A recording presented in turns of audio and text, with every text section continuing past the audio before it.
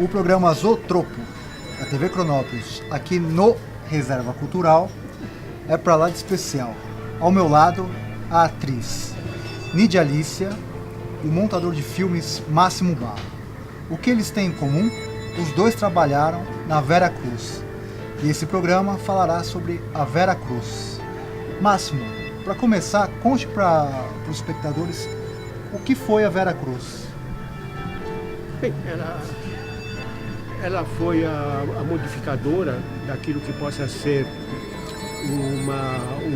um estúdio que se propunha a fazer profissionalmente o material, né? Os filmes, as produções. É claro que a Atlântida tinha tentado fazer isso antes, e antes da Atlântida também a Cinédia tinha tentado, mas eles tinham tentado apenas, enquanto que a Vera Cruz conseguiu chegar àquilo que poderia ser o ideal de se fazer uma industrialização do cinema, e não mais uma aventura amadorística a cada 6 meses. E a Lídia atuou no filme Ângela. Eu queria que ela falasse a respeito dessa participação, desse importante filme da Vera Cruz. Foi uma participação muito engraçada. Uma manhã, cedo, o diretor Cavalcante apareceu em casa. Nídia, eu quero que você participe do filme. Vamos embora já. Vamos embora já, porque... Não, porque vamos escolher o vestido, vamos fazer maquiagem e você vai ser uma cantora. Você canta, então não tem nada de especial. Eu digo, tá bom, mas eu vou cantar o quê? Não, não precisa cantar nada, porque tem uma gravação. Então você dubla. Eu digo, ótimo, conheço a música? Sim, você conhece. Tá bom, vamos lá. Primeira coisa, o vestido. O vestido para uma cantora que canta no municipal, numa grande festa, tinha que ser super habillé, vestido comprido. Eu disse, vamos em casa da Yolanda. Yolanda era Yolanda Penteado, casada com Titilo Matarazzo, um dos diretores da diretoria, digamos, diretor da diretoria, claro, mas enfim, dos que participavam não só da Vera Cruz, como também do Teatro Brasileiro de Comédia. Então fui na casa da Yolanda, junto com o Cavalcante, e ele explicou o que queria. A Yolanda abriu um armário que pegava a parede toda, dizendo, este. Deu um vestido de veludo grenat, que eu enfiei e estava perfeito, parecia feito por mim. Digo, muito bem. Agora vamos no mapping. Digo, mapping. Por quê? O mapping existia naquele tempo em frente ao Teatro Municipal, na Praça Ramos de Azevedo, e lá tinha um maquiador muito bom. Então, fiz a maquiagem. E aí fomos, atravessei a rua e entramos no Teatro Municipal. Muito bem. Depois aí, bom. Começamos. Começamos o quê? Eu lá, solta uma música. Eu não conhecia a música, nunca tinha ouvido. E dublando. Dublando o quê? Abrindo a boca. E foi. Aquele jeito que se usava muito antigamente. Na hora sai. E saiu. Quando eu fui ver o filme, eu não estava dublando coisa nenhuma, mas ninguém percebeu, acharam ótimo. Esse filme, ele ganhou diversos prêmios, né? Governador do Estado, foi um filme... O Ângela fez muito sucesso. Foi um filme muito simpático. Foi a estreia da Inesita Barroso no cinema. E ela se deu tão bem que já fez outros filmes. Foi um período brilhante da Vera Cruz. Aconteciam coisas estranhíssimas, mas era muito bom. Máximo, conte alguma curiosidade da Vera Cruz. A Nídia acabou falando que acontecia coisas estranhíssimas. Que tipo de coisa acontecia nos estúdios da Vera Cruz, lá em São Bernardo do Campo? Eu fui trabalhar na Vera Cruz quando eu era uma espécie de assistente técnico, coisa assim, do Mazzaropi. E uma duas sequências com cenografia foram feitas lá dentro, porque ele alugava todo o material da Veracruz também, né? Tanto o parque elétrico como o parque de câmeras e mais o parque sonoro, né? Era tudo ele de uma vez lá com os técnicos da Veracruz. Então a primeira vez que eu entrei na Veracruz, que trabalhei dentro da Veracruz, foi só em 60, isto é, 10 anos depois do nascimento dela, 10 anos depois do Caiçara, né? O que se ouvia falar era uma coisa assim muito... Logicamente eram as coisas que o Galileu inventava, porque o Galileu começou lá ele era da área de publicidade, depois que ele passou para a área técnica. Então ele me contava como é que eles formulavam as coisas para ficar o máximo possível parecido com Hollywood, né? Sobre muitos aspectos ele existia essa semelhança, porque dado que era uma coisa que tinha começado corretamente, tinha começado com os equipamentos que deveria, né? Com os técnicos também que deveriam estar, todos enxergavam a Veracruz como uma espécie de Hollywood. O Marcos Margulies, ele já morreu, ele me contou que quando ele chegou, contratado pela Veracruz, não é?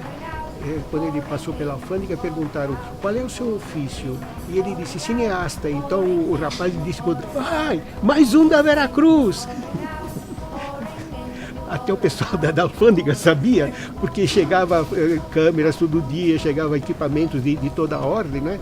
E isso era uma grande revolução para nós, porque a gente nunca imaginou uma coisa dessa ordem. Se você pensar naquilo que foi o início da Atlântida, eles trabalhavam com uma câmera do cinema mudo que tinha sido posteriormente adaptada, puseram um motor, adaptaram, mas o som e a imagem corriam juntos e você não podia montar, portanto, você não tinha as coisas separadas.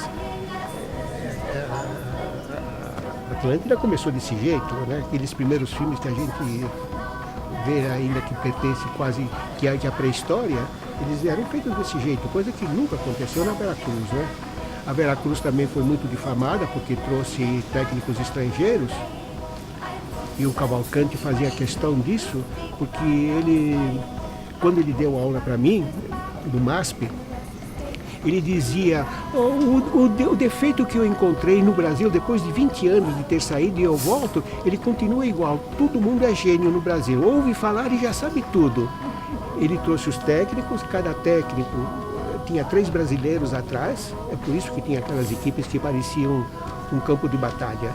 É porque ele sempre colocava 3 técnicos atrás desses estrangeiros para aprenderem como era feito o filme, como deveria ser feito, né? Com o cuidado, com o amor com que o filme deveria ser feito. E é por causa disso que ele foi bastante difamado na época, né? Teve muita gente que ficou satisfeitíssima quando o Cavalcanti foi defenestrado. Uma pena. Nídia, comente dessa ligação entre a Companhia Cinematográfica Veracruz e o Teatro Brasileiro de Comédia. Olha, era muito grande mesmo, porque os atores principais inicialmente eram do TBC e os diretores também, porque tanto Adolfo Celli, que dirigiu Caiçara, como depois Luciano Saldi, que dirigiu um filme engraçadíssimo, que era Uma Pulga na Balança, depois o Ruggero Jacobi, todos eles dirigiram na Veracruz, mas eram diretores do TBC, e os atores. Bolini. O Bolini, depois ele veio mais tarde, também dirigiu. E os atores principais saíram do TBC. Paulo Tran, Cacilda Becker, depois Tônia Carreiro, a própria Maria Della Costa, Valdemar Vey, que foi muito bom também. Uma série grande, o Renato Consorte, que fez o único ator que participou de todos os filmes da Veracruz. Então foi... eram irmãos. Por quê? Porque o Franco Zampari primeiro fundou o TBC e logo depois fundou a Veracruz. Então partiu do mesmo grupo, eram sempre as mesmas pessoas. Máximo, eu queria que você falasse dessa questão da locomoção. Você morava aqui em São Paulo e ia todo dia para São Bernardo do Campo trabalhar na Veracruz. Era uma epopeia? O deslocamento, na época que a estrada, a Anchieta tinha só 2 faixas, a gente disputava com ônibus, disputava com caminhão, com tudo aquilo que ia para Santos, a gente disputava no carro, não é? Quando ia de carro, grandes, e muitas vezes eu fui de ônibus para lá. Então a gente ia na rodoviária, que era no Parque Pedro II, tomava o ônibus e descia perto da Veracruz, e o resto a gente fazia a pé. Passava pelo cemitério e depois entrava na Veracruz. Na Veracruz, o pessoal deslocava-se só de táxi. Isso era uma coisa extremamente custosa, porque não havia a equipe, por exemplo, a equipe não parecia tanto, porque a maioria já moravam em São Bernardo e os outros deslocaram-se para São Bernardo. Era muito mais interessante eles andarem a pé 10 minutos do que gastarem, ter que acordar 2 ou 3 horas mais cedo para todo esse deslocamento. Agora, atores e técnicos, esses moravam aqui. Então, eles deslocavam-se de carro, de táxi ou de ônibus, não. De ônibus eu, porque era pobre. E trabalhava em equipe mais pobre do que eu. Então, eu ia de ônibus muitas vezes. Agora, os outros não. E na Veracruz, isso era um enorme de um gasto, porque chegava a atriz, um táxi para ela, e chegava 10 minutos depois o Chick Fowell, o fotógrafo, um táxi para ele, um táxi para o outro. E assim, não é que se dizia às tantas horas lá e vamos sair com 4 ou 5 pessoas dentro do táxi. Tudo isso era... O dinheiro corria solto sobre esse aspecto. Não é isso que levou a Veracruz à insolvência, mas, entre outras tantas coisas, isso foi das coisas que não deveria ter acontecido lá.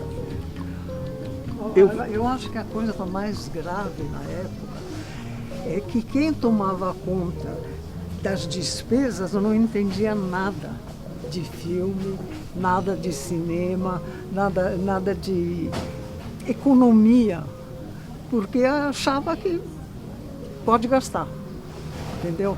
Isso foi muito grave, porque não havia reserva para começar. O dinheiro, no começo, era do próprio Franco Zampari e dos sócios. Depois, era dinheiro que se pedia emprestado a banco. E a coisa foi ficando grave. Este foi um dos pontos de desentendimento entre o Cavalcanti e o Zampari. Porque o Cavalcanti, com todos os defeitos que pudesse ter, todo mundo tem, mas era um homem de cinema. Ele estava fazendo cinema há 20, 30 anos, na Europa, em todo lugar. E o Zampari não entendia nada de cinema. E o irmão dele, que foi justamente o administrador, entendia ainda menos. E achavam que aquilo tudo era um sonho que estava sendo realizado. E que então se deveria usar a própria fantasia. Não havia limites. E também os contratos eram feitos de maneira não muito econômica. Mas pessoas que não são do ramo e não podiam ser naquele tempo, hoje em dia a coisa mudou muito, mas naquele tempo o dinheiro andava solto. E aí, você me perguntou da ligação do TBC com a Veracruz. O TBC passou a sustentar a Veracruz. E o TBC começou, de grande sucesso e de muito dinheiro, a sumir o dinheiro. Quando se chegou ao ponto que os atores não eram mais pagos no dia, certo? Aí começou a degringolar tudo. Foram muitas coisas que, reunidas, fizeram com que a Veracruz e o TBC se ressentissem de uma maneira violenta. Porque a Veracruz, só com o filme Cangaceiro, do Lima Barreto, teria ganho o dinheiro que a Colômbia recebeu de volta, porque o Caiçara passou no mundo todo com sucesso, mas não veio mais um centavo para cá. Isso foi por conta dos americanos. Enfim, foram alguns negócios não muito bem feitos. Se houvesse pelo menos 15 anos com filmes do gênero que se ia fazer, era uma outra coisa. Mas ela tinha nascido também com alguns pesares, né? O Cavalcante vinha da Inglaterra. E na Inglaterra fazia-se um cinema extremamente estratificado. Caso você precisasse colocar um quadrinho na cenografia, eles iam lá no fundo da Veracruz, onde que era a parte onde se trabalhava as cenografias todas. Ela estava muito distante por causa da máquina que fazia barulho. E a Veracruz não tinha estúdios blindados. Então eles iam lá embaixo e traziam a pessoa. Ele olhava e dizia: o que é que precisa? Aquilo lá. Então ele voltava lá, ia buscar martelo, prego que ele precisava e ele colocava. Às vezes, isso acontecia logicamente com os brasileiros, precisa pegar aquilo lá. O cara pegava a coisa assim, ia dar o tique, que era mais inglês do que o Cavalcante, e dizia: qual é o teu ofício? Eu sou eletricista, então fica lá na coisa. Isso tudo emperrava as coisas. Você ficava com toda a equipe parada, esperando uma pessoa que viesse, voltasse de novo e novamente vinha com equipamento para ter 3 vezes e ir embora novamente com as coisas. Tudo era feito mais ou menos desse jeito e nesse sentido. Se precisava repetir 28 vezes, e isso aconteceu, repetia-se a tomada 28 vezes, enquanto o diretor de fotografia, o cameraman e mais o diretor não estivessem de acordo. Depois das 28 vezes, não era a 28ª que era escolhida a 5ª, ficava assim novamente numa coisa que não era o correto, né? Para se fazer um cinema profissionalizado e tudo mais. Só que esse era o jeito como se trabalhava na Inglaterra. Porque quando o Cavalcante foi meu professor, ele dizia que dava para se fazer um filme fora da Inglaterra, cortando 1/3 dos técnicos que trabalhavam. Por que acontecia isso? Infelizmente, eu sou homem de sindicato, infelizmente porque naquele momento o Churchill perdeu a eleição e ganhou o Attlee. E aí entraram os sindicatos. E os sindicatos eram ferozes lá. Eles mandavam mesmo. Na Inglaterra tinha a profissão de claquetista. Isso me foi contado por um francês. Eles estavam fazendo um documentário, metade na Inglaterra e metade da França. Então, quando o filme era feito na França, 2/3 eram franceses e 1/3 de inglês. E na Inglaterra invertia a coisa.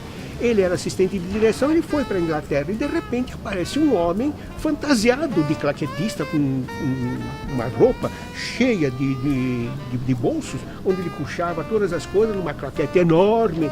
E ele praticamente contava a história do filme para dizer: 55, primeira. E o negativo mandando a coisa, né? Assim também as coisas tinham que dar no que deu. Na Inglaterra dava para fazer, porque se tratava de uma língua inglesa, eles estavam ligados aos americanos, já era uma coprodução, né? As coisas tinham ficado de tal maneira caras nos Estados Unidos que era muito mais barato você fazer na Inglaterra. um diretor de fotografia nos Estados Unidos não ia trabalhar nunca na Inglaterra, como acontecia. É igualzinho à guerra. Um capitão americano ganhava como era a coisa que me falou a pessoa, era um inglês, ele me disse que um capitão inglês ganhava tanto quanto um sargento americano. Essa era a diferença que existia na guerra e existia no cinema também. Então as pessoas que iam para lá não eram aqueles que eles levavam o mínimo possível dos Estados Unidos para a Inglaterra. E isso simplesmente liquidou com o cinema inglês.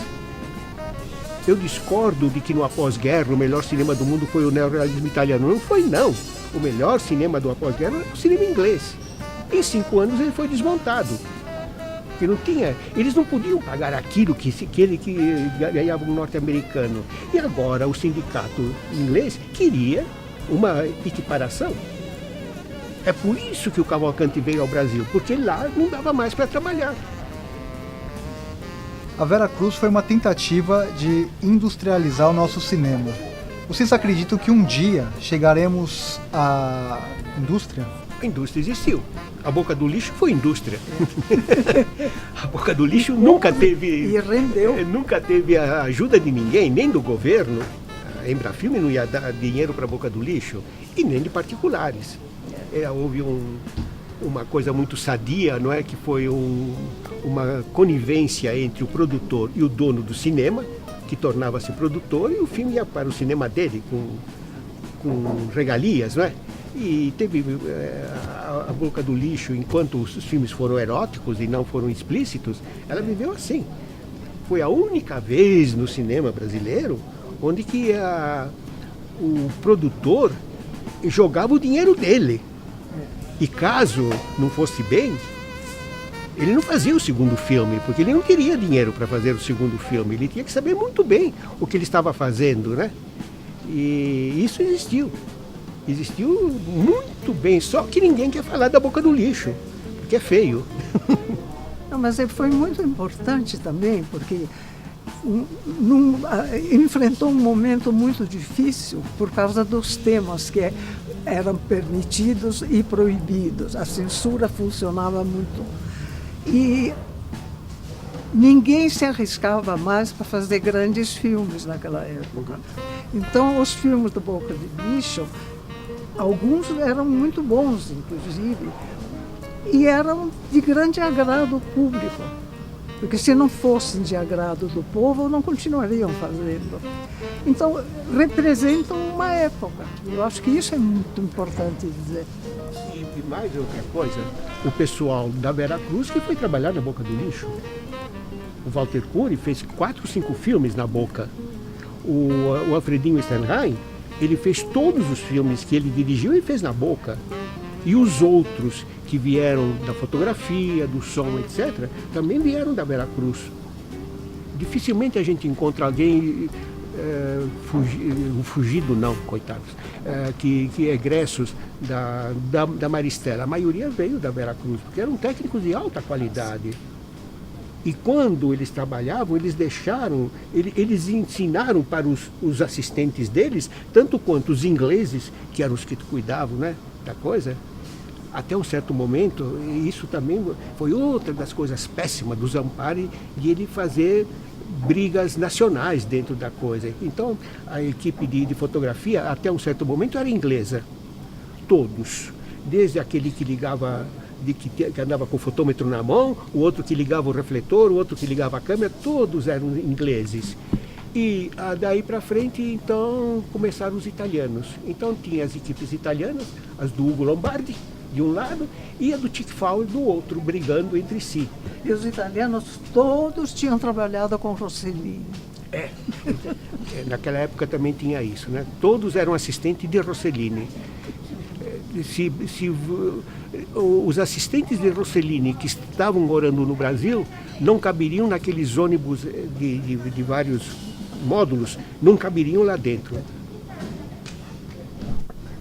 O nome do programa é Zootropo e o subtítulo é Revelar para você o que o cinema te revela. Eu gostaria de saber de cada um de vocês O que o cinema revela? O que o cinema revela, revela o povo. Revela o que há, que pode ser dito a respeito de várias camadas do povo. Porque cada diretor, cada produtor tem seu gosto, seu interesse.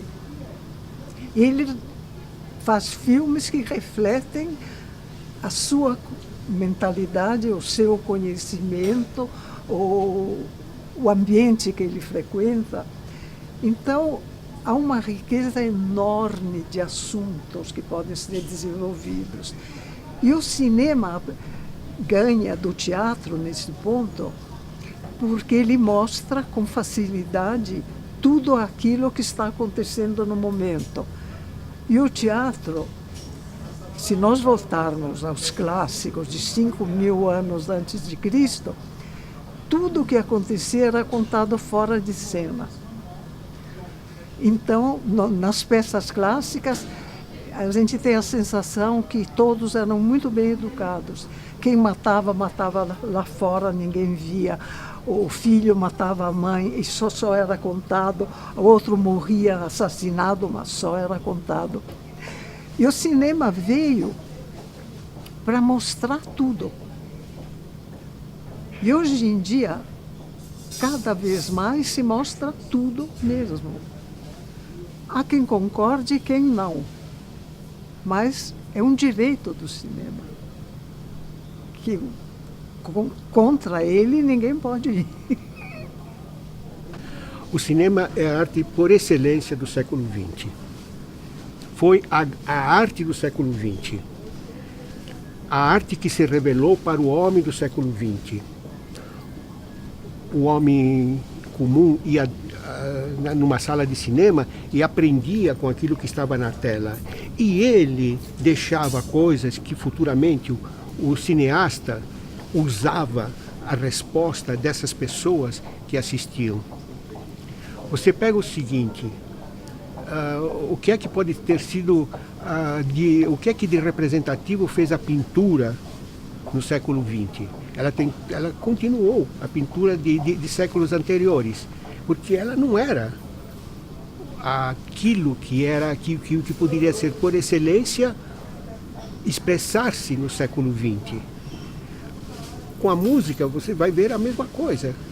A música brigou, tornou-se atonal, tornou-se inclusive eletrônica, bem de século XX, eletrônica, mas ela nunca foi representativa do século XX. Tem coisas excelentes, né? Claro, tem coisas que a gente diz só podia ser dentro do século XX, mas ela também não foi representativa.